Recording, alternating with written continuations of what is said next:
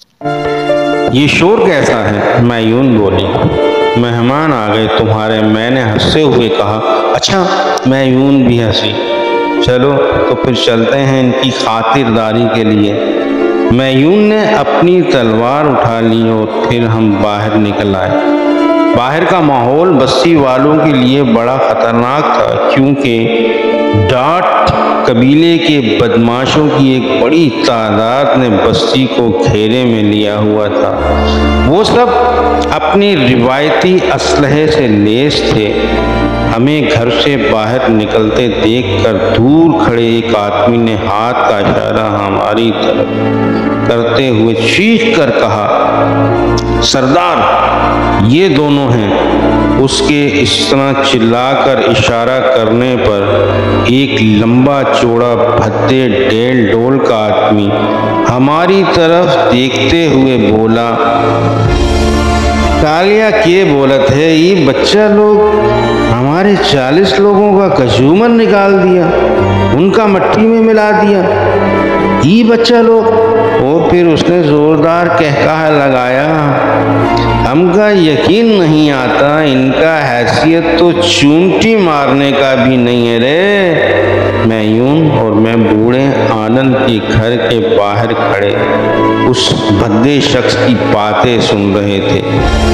सरदार, आप इनको जो समझ रहे हो ये वो नहीं है, ये दोनों बहुत खतरनाक हैं। दूसरा आदमी बोला था। ये शायद वो लोग थे जो पिछले मुकाबले में बचकर भाग गए थे और अब इतनी बड़ी तादाद के साथ आए थे। मैं और मायून सुकून से खड़े थे। डाट कबीले की इतनी बड़ी तादाद देखकर भी हमारे चेहरों पर खौफ नहीं था। मैंने मायून को देखा, वो भी पुरसुकून थी और डाट बदमाशों से मुकाबला करने के लिए पर तोल रही थी। ए कालिया, ये साली चीनी सुंदरिया भी है रे। पिछली बार चीनी सुंदरियों ने बड़ा लुत्फ दिया था रे। भद्दे डेल डोल के आदमी ने अपनी चौड़ी छाती पर हाथ फेरते हुए कहा तो मायून के कान खड़े हो गए, क्योंकि उसकी बहन और 2 साथी अगवा हुए थे। 2 साथी में एक लड़की और दूसरा लड़का था। तूने उन तीनों के साथ क्या किया? मायून ने लंबे चौड़े डेल डोल वाले डाट से पूछा तो वो अपनी लंबी लंबी मूंछों को ताव देता हुआ बोला, खाया पिया, मजा लिया और मार दिया। तीनों को बहुत मचल रहे थे साले। उसकी बात सुनकर मायून की आंखों में खून उतर आया। वो चीख कर बोली, कुत्ते, मैं तुझे जिंदा नहीं छोड़ूंगी। अरे चोरी के तेवर तो देखो, हमका धमका रही है। डाट कबीले के सरदार लाफून को धमका रही है साली। ये जानती नहीं है हम यहाँ का किंग हूँ। अभी सुसरी के टुकड़े करके चील कौवे को खिला दूंगा। अबे लाफून, तू भौंकता बहुत है, मैंने मुस्कुराते हुए कहा तो लाफून ने हैरत से मुझे देखा और बोला, बचवा, जबान बहुत चल रही है तुम दोनों की। और फिर वो अपने साथियों से बोला, टुकड़े कर दो साले के, लड़की को जिंदा पकड़ो, इसको मैं अपना जोरू बनाऊंगा। लाफून के कहने पर उसके आदमी हमारी तरफ बढ़ने लगे। मायून कलाबाजियां खाते हुए लाफून की तरफ बढ़ने लगी और मैं उसके साथियों पर टूट पड़ा। उनके हाथों में खतरनाक हथियार थे। मैं उनके खतरनाक हथियारों के वार से खुद को बचाते हुए उन पर वार कर रहा था। ताकत और फुर्ती दोनों मुझ में थी और लड़ाई में ये दोनों चीज़ें बहुत काम की होती हैं। अगर आपके पास ताकत है और फुर्ती नहीं तो आप मार खा सकते हैं। सिर्फ इंसान की फुर्ती भी उसके लिए फ़ायदेमंद साबित होती है। और जब आपके पास ये दोनों हों तो आप कई अफराद का मुकाबला बड़े आराम से कर सकते हैं, चाहे उनके पास हथियार ही क्यों ना हो। मेरे हाथों से चोट खाकर लाफून के आदमी जमीन पर ढेर होते जा रहे थे। मैयून लाफून के करीब पहुंच चुकी थी और उसके करीब पहुंचकर उसने दो धारी तलवार का एक भरपूर वार उस पर किया, लेकिन वो मैयून की तवक्को के बरखिलाफ फुर्तीला निकला। उसने मैयून के वार से खुद को बचा लिया। लाफून ने पलटकर मैयून पर वार किया। वो भी शायद फाइटर था। उसने दाहिने पैर की किक घुमाई थी, लेकिन मैयून झुकाई देकर उसकी किक से बच गई। उसने तलवार का एक और वार किया। लाफून ने मैयून के वार से खुद को बचाया और जंप लगाकर मैयून के पीछे पहुंच गया और फिर उसने कमाल फुर्ती से मैयून की गर्दन अपने मजबूत बाजुओं की गिरफ्त में ले ली और अपने साथी का लंबा तेजधार खंजर लेकर मैयून की गर्दन पर रख दिया। मैयून मुकम्मल तौर पर लाफून की गिरफ्त में थी। छोरे, लाफून मेरी तरफ देखकर जोर से चीखा और मैं जो बड़ी तेजी से लाफून के आदमियों को जमीन चटवा रहा था रुक गया। अब अगर तूने मेरे एक भी आदमी को मारा तो मैं इस छोरी की गर्दन अलग कर दूंगा। मैंने बेबसी से मैयून को देखा। वो लाफून की गिरफ्त में मचल रही थी, लेकिन लाफून एक ताकतवर आदमी था। मारो रे छोरे को खत्म कर दो। लाफून अपने साथियों की तरफ देखकर धाड़ा और उसके साथी अपने हथियार लहराते हुए मेरी तरफ बढ़ने लगे। मैयून लाफून की गिरफ्त में थी, लिहाजा मैं कुछ नहीं कर सकता था। अगर उन पर वार करता तो लाफून मैयून को मार देता। सामी, मारो इनको, मेरी फिक्र मत करो। मैयून लाफून की गिरफ्त में घुटे घुटे लहजे में चीखी। मैं शशोपंज में खड़ा था। लाफून के साथी बदमाश मेरी तरफ बढ़ रहे थे, लेकिन उन पर एक खौफ तारी था। वो देख चुके थे कि मैं कितना ताकतवर हूँ और किस आसानी से मैंने उनके बहुत से साथियों को जमीन चाटने पर मजबूर कर दिया था। दूर खड़ा लाफून जिसने मैयून को अपनी गिरफ्त में लिया हुआ था, वो अपने साथियों के खौफ को महसूस कर रहा था। अबे, लाफून अपने साथियों को गंदी गालियां बकते हुए चीखा, मारो छोरे को।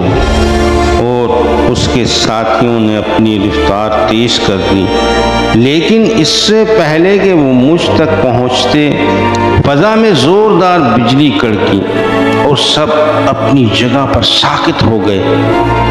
ये क्या है? किसी के मुंह से निकला।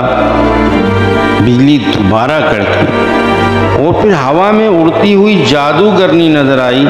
हाँ, वही जादूगरनी जिसको चुड़ैल ने महान जादूगरनी कहा था। उसके साथ बचकर भागने वाली चुड़ैल भी थी। उस चुड़ैल के हाथ में जंजीर थी और जंजीर के दूसरे सिरे पर चुड़ैल महारानी की गर्दन थी। यानी चुड़ैल महारानी की गर्दन में जंजीर डालकर उसे चुड़ैल ने काबू किया हुआ था। महान जादूगरनी को देखकर वहां खड़े कई लोगों के मुंह से निकला, हाँ, मैं महान जादूगरनी हूँ और मैं आई हूँ इस लड़के का नाश करने। इसने मेरी पुजारियों को मारा है, मैं इसे भयानक मौत मारूंगी। वो मेरी तरफ देखते हुए बोल रही थी और फिर वो लाफून की तरफ मुड़ी।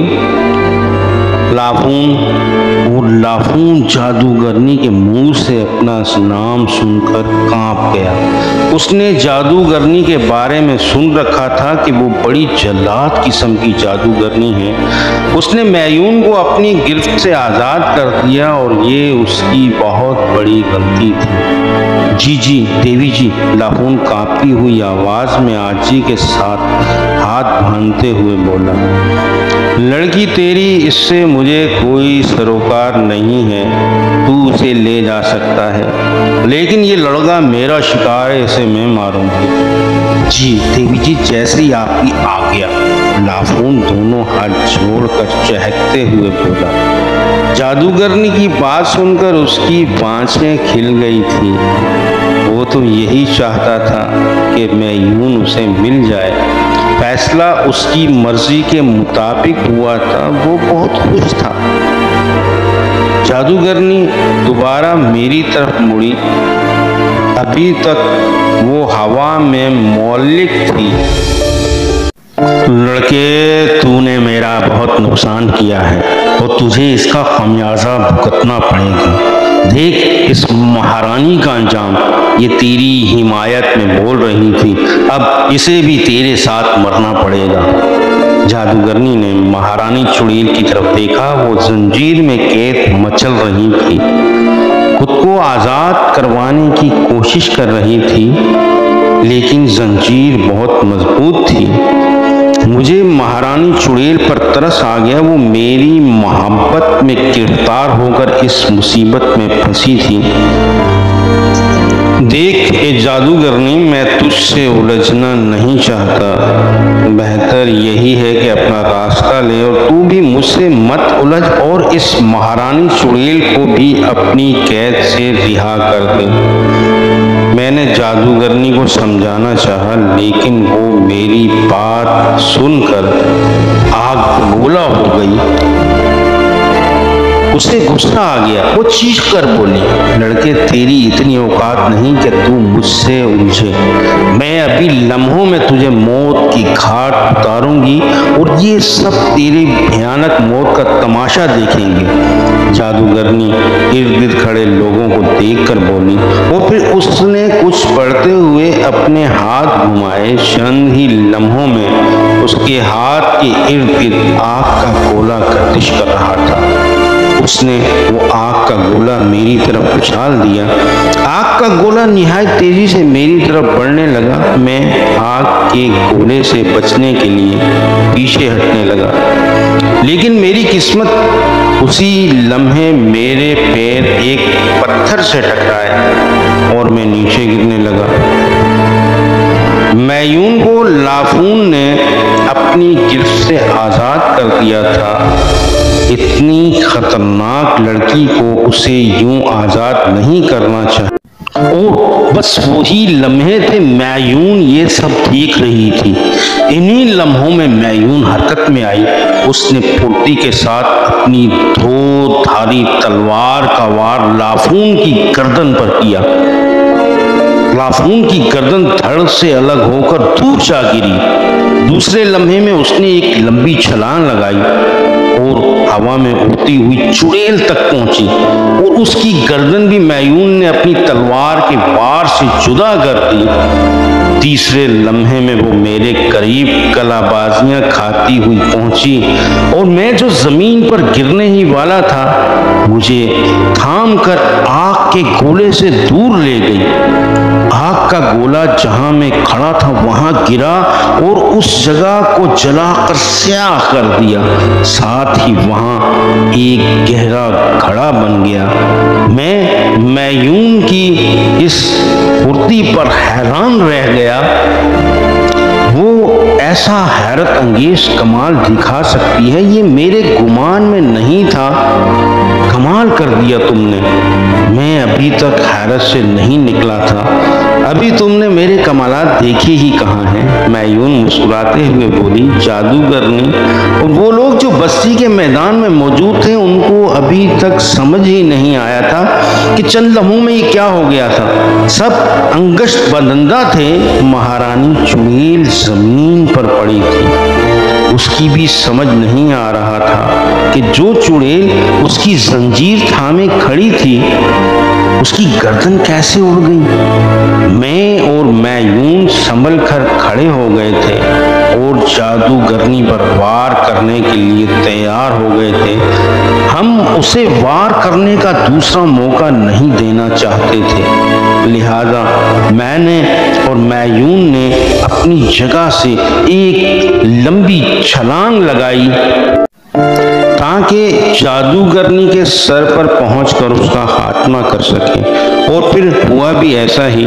इससे पहले के जादूगरनी हैरत से बाहर निकलकर संभलती, हम उसके सर पर पहुंच चुके थे और मेरे वार करने से पहले मैयून उसकी गर्दन पर वार करके उसका सर उड़ा चुकी थी।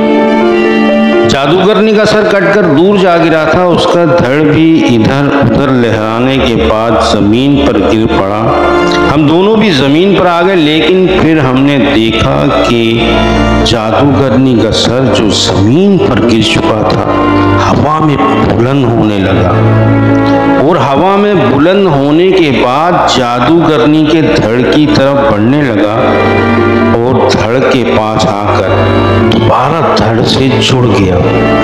ये एक हैरत अंगेज मंजर था। जादूगरनी उठ खड़ी हुई, स्वामी बाबू इसके दिल पर वार करो। चुड़ैल महारानी जो अब खड़ी हो गई थी लेकिन जंजीर में जकड़ी हुई थी, जोर से बोली, हरामजादी बहुत बोल रही है, ले अब मर तू भी। जादूगरनी चीखी और फिर उसने 2 आग के गोले तख्लीक किए, एक हमारी तरफ उछाल दिया और दूसरा चुड़ैल महारानी की तरफ। इससे पहले कि आग का गोला हम तक पहुंचता, मैं और मैयून जंप लगाकर अपनी जगह छोड़ चुके थे, लेकिन इस अमल में मैयून की तलवार उसके हाथ से छूट गई।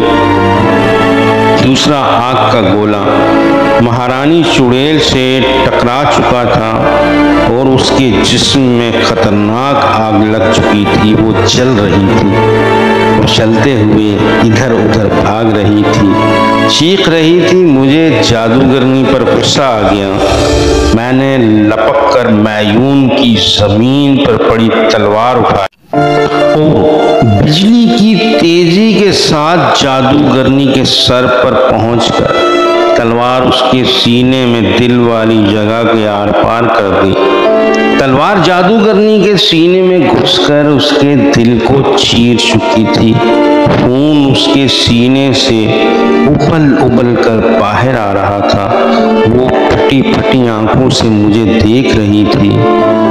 लड़के मुसलमान है ना, इसलिए मुझे मारने में कामयाब हो गया, वरना दूसरे मजहब का कोई आदमी मुझे नहीं मार सकता था। जादूगरनी बोली और फिर उसका जिस्म फजा में तहलील होने लगा।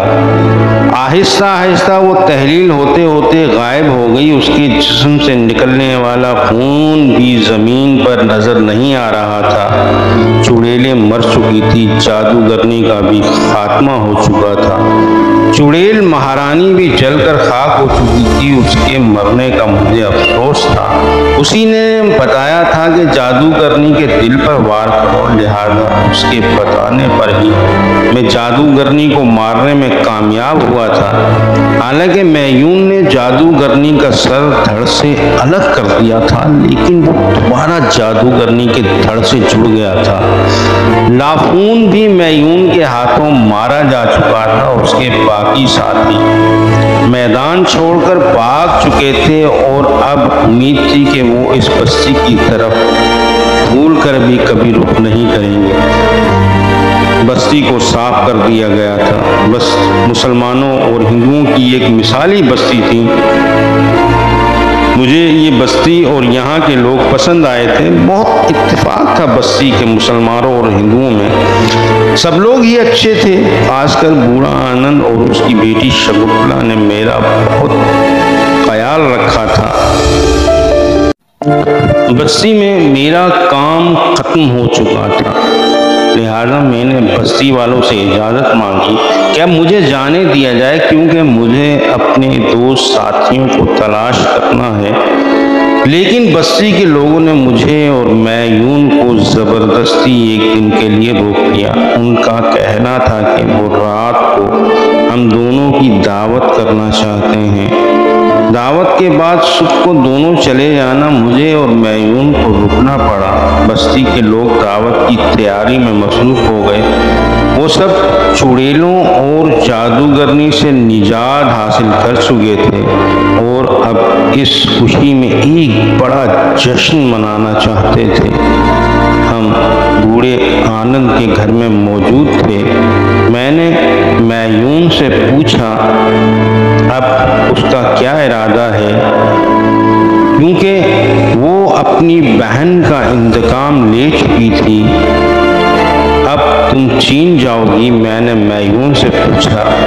नहीं, मैं तुम्हारे साथ जाऊंगी, तुम्हारे दोस्तों की तलाश में, मैयून बोली। और मुझे उसकी बात सुनकर खुशी हुई, क्योंकि मैं भी चाहता था कि वो मेरे साथ चले। फिर भी मैंने मैयून से कहा, देख लो, मेरा सफ़र बहुत खतरनाक है। मेरी बात सुनकर मैयून हंसते हुए बोली, तो क्या मैं कम खतरनाक हूँ? और मैयून की बात सुनकर मैं भी हंस पड़ा। क्या चीन में तुम्हारे घर वाले तुम्हारी वजह से परेशान नहीं होंगे अगर तुम लौट कर घर वापस नहीं गई तो? मेरी बात सुनकर मैयून बोली, मेरे मम्मी पापा मेरी आदत से अच्छी तरह वाकिफ हैं। वो जानते हैं कि उनकी बेटी अपनी हिफाजत करना जानती है और सफ़र की शौकीन है, लिहाजा किसी को कोई परेशानी नहीं होगी। मुझे खुशी होगी अगर तुम मेरे साथ चलोगी। और ये तो मैं देख ही चुका हूँ कि तुम अपनी हिफाजत कर सकती हो, बल्कि तुम दूसरों की भी हिफाजत कर सकती हो, मैंने कहा। और मैयून खुश हो गई। रात बस्ती वालों की दावत भी खूब रही, जश्न का एहतमाम भी लाजवाब था। और फिर हम दोनों सुबह सवेरे बस्ती वालों से रुखसत हो गए। हमें रुखसत करते हुए बूढ़े आनंद और शकुंतला की आंखों में आंसू आ गए। शकुंतला ने मेरे हाथ में राखी बांधते हुए कहा कि ये राखी मेरे भाई की हिफाजत करेगी। मैंने जाते जाते शकुंतला और बूढ़े आनंद का शुक्रिया अदा किया कि मैं उनकी मोहब्बत जिंदगी भर याद रखूंगा। बस्ती वालों ने हमें 2 घोड़े और कुछ खाने पीने के अशिया के साथ दूसरा सफरी सामान भी दिया था। हम दरिया के बहाव के मुखालिफ निहायत तेज रफ्तारी से सफ़र कर रहे थे। रास्ते में कोई दुश्वारी पेश नहीं आई। रात होने वाली थी, लिहाजा एक मुनासिब जगह देखकर हमने आराम का फैसला किया। चांद को आसमान पर बादलों ने अपनी लपेट में लिया हुआ था, इसलिए अंधेरा कुछ गहरा था। नींद ने मुझे भी अपनी बाहों में ले लिया था। बड़ी गहरी नींद थी मेरी। फिर ख्वाब में मुझे एक सूरत नजर आई, सफ़ेद बेदाग लिबास में मलबूस। वो एक बारिश नूरानी चेहरे वाले बुजुर्ग थे। चेहरे पर इतनी नूरानियत थी कि आदमी देखता रहे और जी ना भरे। इब्तिसाम, उन्होंने मुझे सामी के बजाय मेरे असल नाम इब्तिसाम से मुझे पुकारा। जी जी, मैं निहायत अदब से बोला, तुम्हें सुन लिया गया है। आवाज़ उनकी ऐसी थी जैसे बांसुरी के सुर। मैं आपकी बात नहीं समझा मेरे मोहतरम बुजुर्ग। मैंने फिर अदब से कहा तो बुजुर्ग बोले, बेटा मेरी बात गौर से सुनो। तुम्हें इंसानियत की खिदमत के लिए चुन लिया गया है। अब तुम्हें मुसीबत में फंसे हुए लोगों, मजलूमों, लाचारों की मदद करनी होगी। भटके हुए लोगों को रास्ता दिखाना होगा। तुम जहाँ जाओगे तुम्हारे लिए रास्ते खुद ब खुद खुलते जाएंगे। याद रखना, कभी जुल्म का साथ मत देना, हमेशा परेशान हाल लोगों के काम आना, लोगों की मुश्किलें तकलीफ़ें दूर करना, बुराई की तरफ मत जाना। तुम्हें अच्छाई के लिए लड़ना है, बुराई को दुनिया से मिटाना है। अगर तुम सीधे रास्ते पर चलते रहे तो दुनिया की कोई ताकत तुम्हें शिकस्त नहीं दे सकेगी। मेरे बच्चे, मेरी ये बातें याद रखना, इन्हें भूलना मत। अल्लाह तुम्हारी हिफाजत करे, अपना मकसद याद रखना। अब मैं चलता हूँ। और फिर उस नूरानी शक्ल वाले बुजुर्ग की छवि गायब हो गई। मेरी आंख भी खुल गई। मैं हैरत से इधर उधर देखने लगा। मेरी समझ में नहीं आ रहा था कि ये ख्वाब था या हकीकत है। हकीकत मैं यूं अपनी जगह पर गहरी नींद में सोई हुई थी। मैंने उसे उठाना मुनासिब नहीं समझा। मुझे ऐसा लग रहा था जैसे अभी अभी वो नूरानी शक्ल वाले बुजुर्ग मेरे सामने थे और मुझसे हकीकत में बातें कर रहे थे।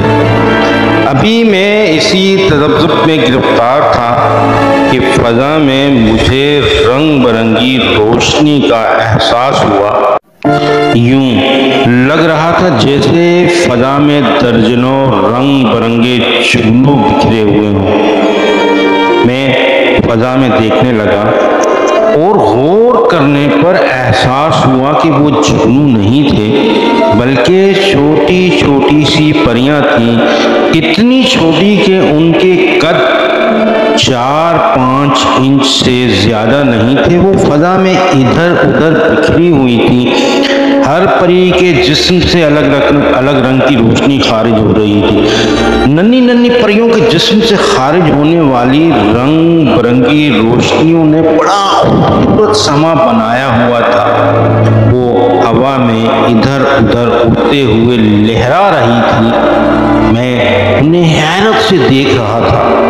मैयून की आंख भी जगमगाती रोशनी की वजह से खुल गई। वो भी हैरत से हवा में उड़ती नन्ही नन्ही परियों को देख रही थी। लाल, नीला, सब्ज, सफेद, बनफशी हर रंग की रोशनी की परी वहां मौजूद थी। किसी परी के जिस्म से नीली तो किसी परी के जिस्म से पीली रोशनी खारिज हो रही थी।